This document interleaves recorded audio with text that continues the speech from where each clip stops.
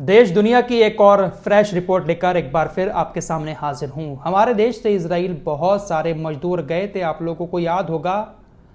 अब उनका क्या हाल है वहां पर, इस वीडियो में आपको बताऊंगा। बहुत सारी और भी खबरें हैं, आखिर तक वीडियो में बने रहिएगा। सबसे पहले आपको मैं मिडिल ईस्ट की तरफ लिए चलता हूं। 3 दिन पहले जॉर्डन का एक पूर्व सैनिक बॉर्डर पर पहुंचता है और इजरायली पुलिस वालों के ऊपर हमला कर देता है। ट्रक लेकर पहुंचा था और उसने वहां पर जाकर गोलीबारी शुरू कर दी, जिसमें 3 इजरायली पुलिस वालों की मौत हो गई।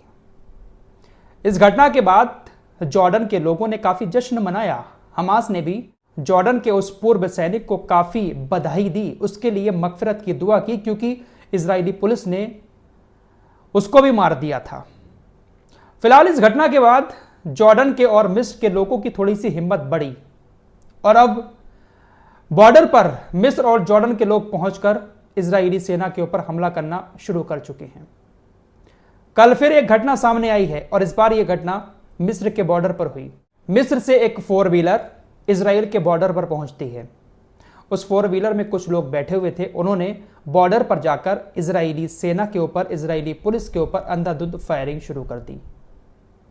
बहुत सारे पुलिस वालों के घायल होने की खबर सामने आई है और कुछ लोगों की मौत भी हुई है। हालांकि आंकड़ा अभी पूरा सामने नहीं आया है। अंधाधुंध फायरिंग करने के बाद मिस्र की वो कार वापस मिस्र लौट गई। इजरायली सेना उनके ऊपर गोलीबारी नहीं कर पाई। मिस्र के बॉर्डर पर भी सेम उसी तरह की घटना हुई जिस तरह की घटना 3 दिन पहले जॉर्डन के बॉर्डर पर हुई थी, और उसी घटना से प्रेरित होकर, इंस्पायर होकर मिस्र के लोगों ने भी बॉर्डर पर जाकर इजरायली सेना के ऊपर हमला किया। क्योंकि जॉर्डन के जिस पूर्व सैनिक ने इजरायली सैनिकों के ऊपर हमला किया था, उसको काफी प्यार मिला, उसकी मगफिरत की दुआएं हुई, जश्न मनाया गया। जॉर्डन के अंदर अब यह भी बात चल रही है, लोग प्रोटेस्ट कर रहे हैं और सरकार से कह रहे हैं कि इजराइल के साथ नॉर्मलाइजेशन जो है हमारा, उसको खत्म कर देना चाहिए और हमें इजराइल से सीधे लड़ाई करनी चाहिए। फिलहाल अब ये एक घटना हुई, दूसरी घटना हुई। अब ऐसे में लोगों का थोड़ा सा हौसला ऐसी घटनाओं से और बढ़ेगा और देखना आने वाले कुछ दिनों में बहुत सारी ऐसी खबरें हमारे सामने आएंगी कि बॉर्डर पर इजरायली सेना के ऊपर हमला हो रहा है।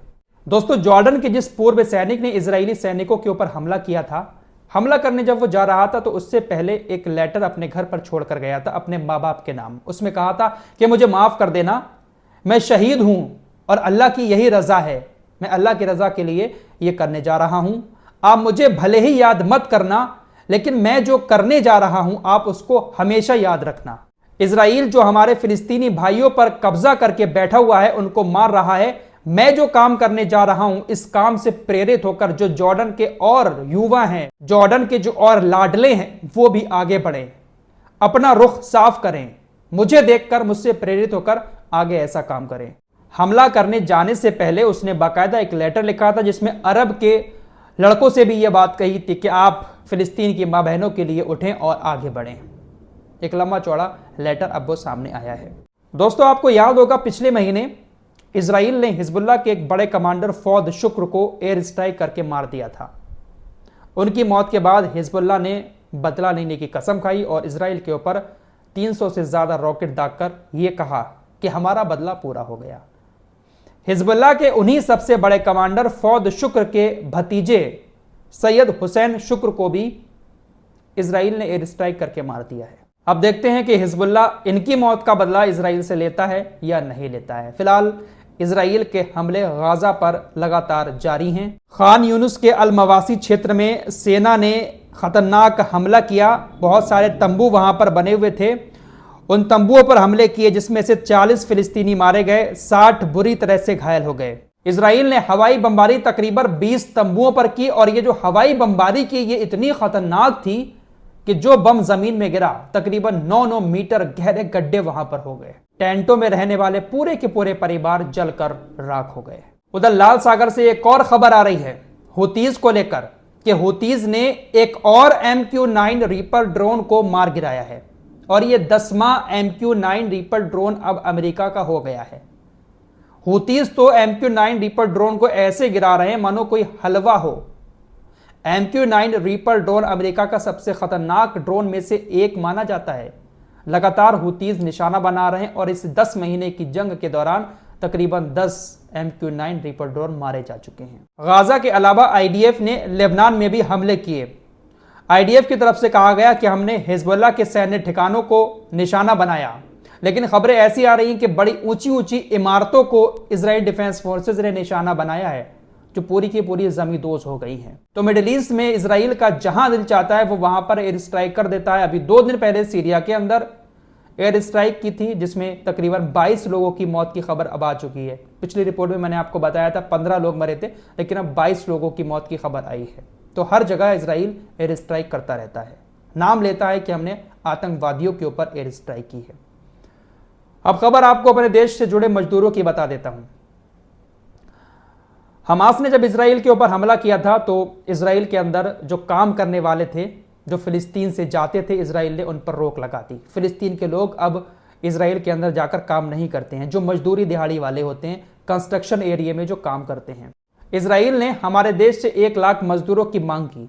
हमारे यहाँ पर बाकायदा इंटरव्यू हुए और बहुत सारे लोग, बहुत सारे श्रमिक मजदूर इजराइल पहुंच गए। दोस्तों, हमारे यहां से जो मजदूर इजराइल पहुंचे वो ऐसे मजदूर थे जिनको कंस्ट्रक्शन साइट पर काम करने का बिल्कुल भी एक्सपीरियंस नहीं था।